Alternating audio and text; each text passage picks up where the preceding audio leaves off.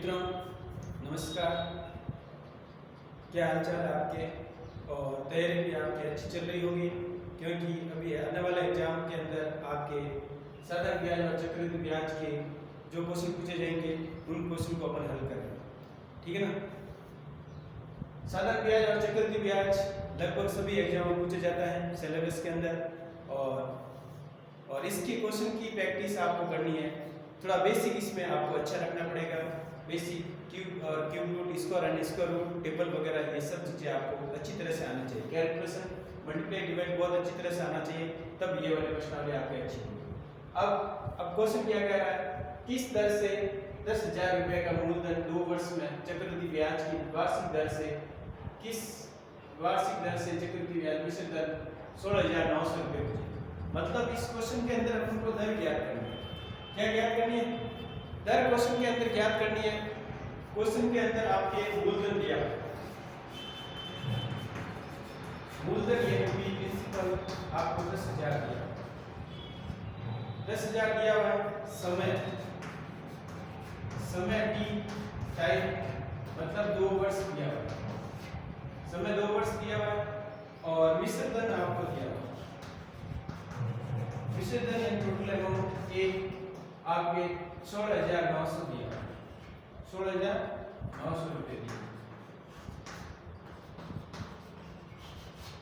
ठीक है ना। और दर आपको ज्ञात करनी है, दर यानी आर ज्ञात करनी है, ठीक है।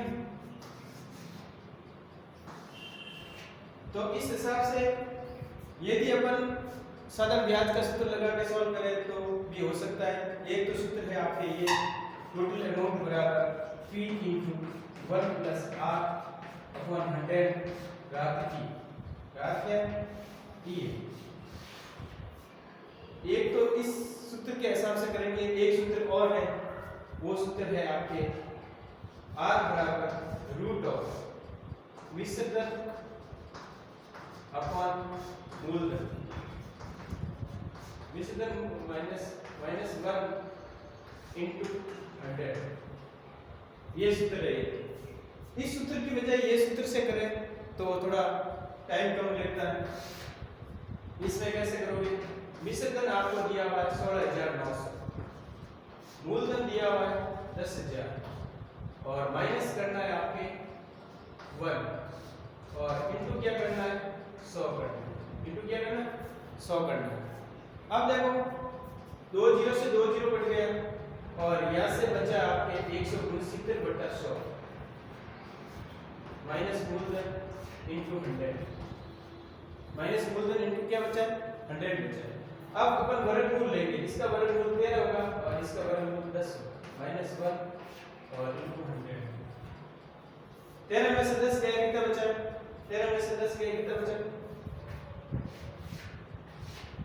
13 में से 10 गया 3/10 बचा, 3/10 इनटू क्या है? 100। 1 0 से 1 0 कट गया तो R बराबर कितना आ गया? 30% आ गया। दर कितनी आ गई आपके? 30% आ गई। दर कितनी आ गई? 30%। एक बार क्वेश्चन को ध्यान से देख लीजिए, क्या क्वेश्चन कह रहा है, ठीक है ना। किस दर से, मतलब दर अपन को ज्ञात करनी है। 10,000 रुपये का मूलधन, मतलब मूलधन आपको प्रिंसिपल 10,000 दिया हुआ है, 2 वर्ष टाइम आपको 2 इयर्स दिया हुआ है। चक्रवृद्धि ब्याज की वार्षिक दर से चक्रवृद्धि ब्याज मिश्रित दर कितना हो जाता है? 16,900 रुपये हो जाएगी। 16,000 कितना हो जाएगी? 900 रुपये हो जाएगी। तो मूलधन कितना है आपके? 10,000 है, जो क्वेश्चन के अंदर दिया वो लिखना है, और समय कितना है? 2 वर्ष है, और मिश्रित दर कितना है? 16,900 रुपये है। दर कितनी है? ज्ञात करनी है, ठीक है ना। अब एक तो होता है टोटल अमाउंट का सूत्र, ये इस हिसाब से करना थोड़ा लंबा पड़ता है, ठीक है ना।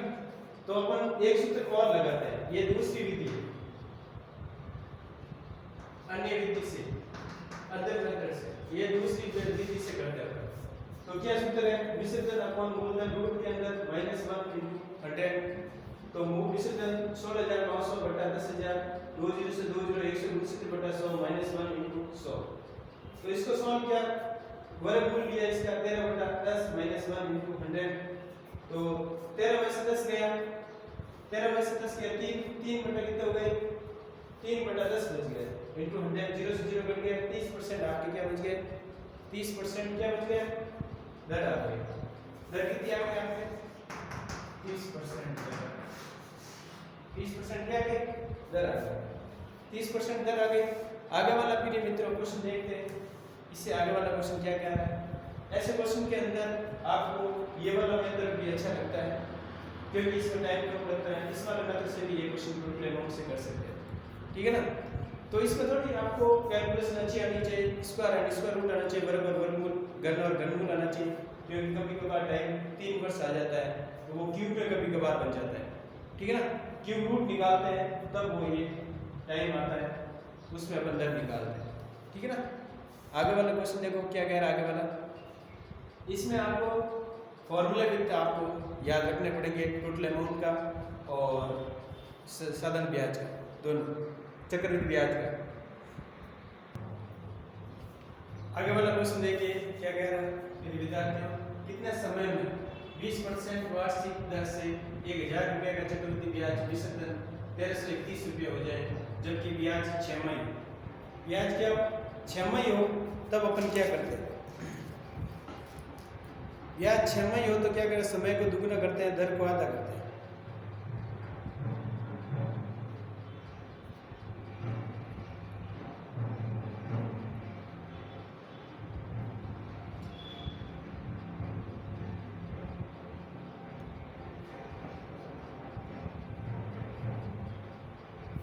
समय को दुगुना दर को आधा करते हैं। तो देखो कितने प्रतिशत, तो आपको दर दी हुई, दर कितनी दी हुई है, 20% दी हुई, तो 6 माही है सर, समय कितना है, समय अपन को ज्ञात करना है, टाइम ज्ञात करना है, निश्चित दर अमाउंट कितना दिया हुआ, निश्चित दर 1331 दिया, ठीक है ना। और मूलधन कितना है, मूलधन 1000, मूलधन कितना 1000 रुपये, मूलधन कितना 1000। तो अपन जानते हैं टोटल अमाउंट का फॉर्मूला क्या होता है, P1 + R/100 × T इंटू क्या T है, इंटू क्या T है।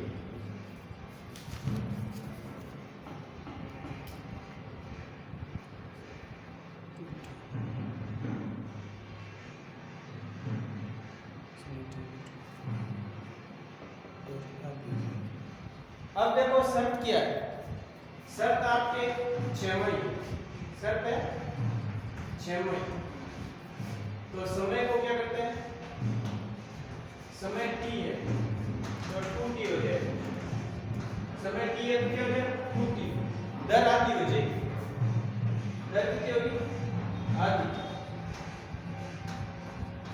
तो 20 बटा कितना हो जाएगा 2, मतलब 10, दर कितनी हो जाएगी 10 हो जाएगी। अब देखो टोटल अमाउंट आपके 1331 दिया, P आपके 1000 दिया और 1 + R 10 दिया और ये 100, ये 2t, ठीक है 2t है।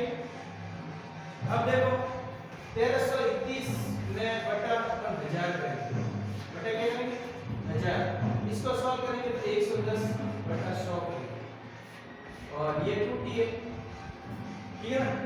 ये क्यों बन रहा है, नहीं बन रहा है, क्यों बन रहा है, तो ये बन रहा है, ये रहेगा और 10 का क्यूब बन रहा है, और ये भी 0 से 0 कट गया, 11 बटा 10 बन रहा है, नहीं बन रहा है, ये 2t, t की वैल्यू निकालनी है, बेस इक्वल हो तो पावर क्या करते हैं अपन, t की वैल्यू क्या होती है 3 बराबर 2t, 2t बराबर 3, t बराबर 3/2, t बराबर क्या हो जाएगा, क्योंकि बेस इक्वल है तो इसको पावर को अपन ऐसे बराबर कर सकते हैं। तो 1.5 मतलब 1.5 वर्ष हो जाएगा, समय कितना हो जाएगा 1.5 वर्ष आ जाएगा, समय कितना आ जाएगा 1.5 वर्ष समय आ जाएगा। इसमें कुछ चीजें आपको ध्यान रखनी है, जो गिवन है क्वेश्चन के अंदर वो ध्यान रखना है। R बराबर 20%, T आपको ज्ञात करना, निश्चित दर 1331 है और मूलधन 10,000 है, P बराबर P × 1 + R/T और शर्त 6 माही है, ठीक है ना। 10 31 10/100 2t है, ठीक है ना। ये चीज आप ध्यान रखें। शर्त जब प्रश्न अनुसार